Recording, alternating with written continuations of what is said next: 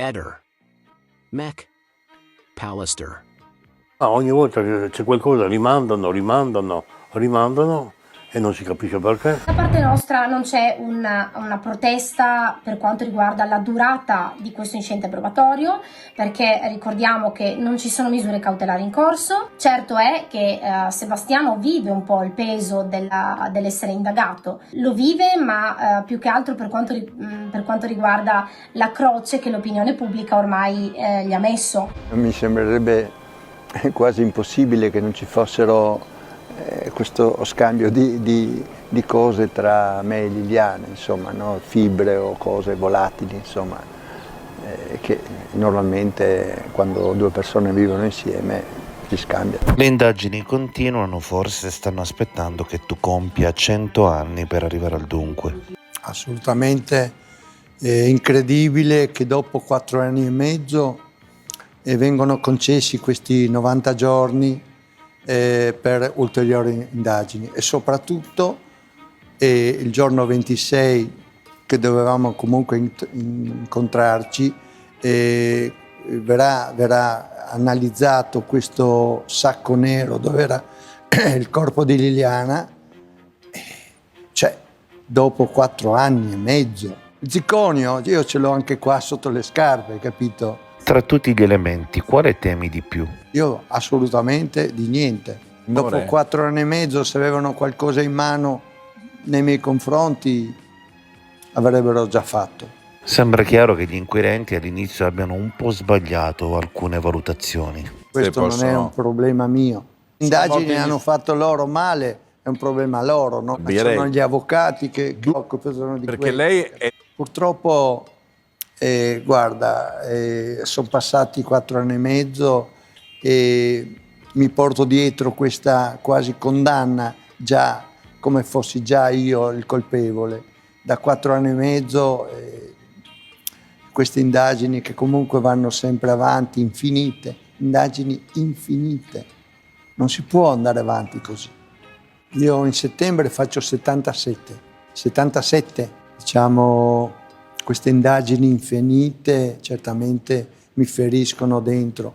Mi porto comunque sulla gobba questo avviso di garanzia per omicidio e occultamento di cadavere. È come se fossi già stato condannato dopo 4 anni e mezzo, già stato condannato, ecco.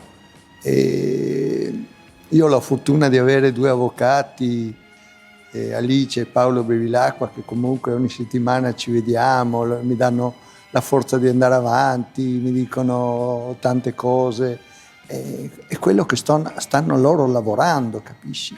Quello che loro stanno studiando, mettendo insieme. Certamente, sai, dopo 32 anni insieme con una donna meravigliosa, dove abbiamo fatto di tutto, viaggi qua e là, e sapere ancora oggi che non ci sono risposte in quello che può essere successo a Liliana, io soffro per questo, capisci? Proprio perché mi è stata anche tolta una donna.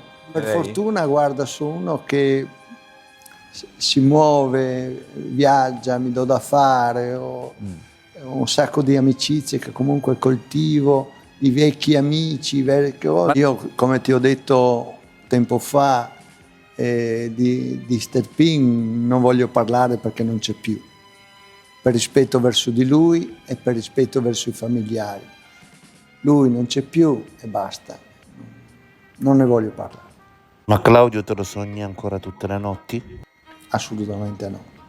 Tu devi pensare che il primo mese dalla scomparsa di Liliana la questura veniva a casa mia, mi dicevano guarda signor Pesintin, mi chiamavano in questura e un giorno sono venuti a casa mia e mi fanno guardi si metta il cuore in pace, Liliana si è suicidata per noi, anzi mi fa se ha trovato un biglietto, un qualcosa che potesse, un saluto in qualche maniera. Io ho detto non ho trovato né biglietti né niente e loro hanno continuato per parecchio tempo a, diciamo, come chiedermi in maniera forte, energica questo. E io a un certo punto pensavo la stessa cosa, perché secondo quello che mi dicevano loro, poi le cose sono cambiate, perché comunque le indagini sono andate avanti. La dottoressa Cattaneo, io ho dato tutto quello che avevo, potevo, l'amore, l'amicizia, l'affetto, ho condiviso con lei gioie e dolori. Niente, io esprimo la mia massima fiducia nei miei avvocati, perché loro mi danno veramente una mano, mi aiutano. Sì, io penso che loro troveranno forse qualcosa, vedremo. Ehi, non dimenticare di iscriverti a questo canale.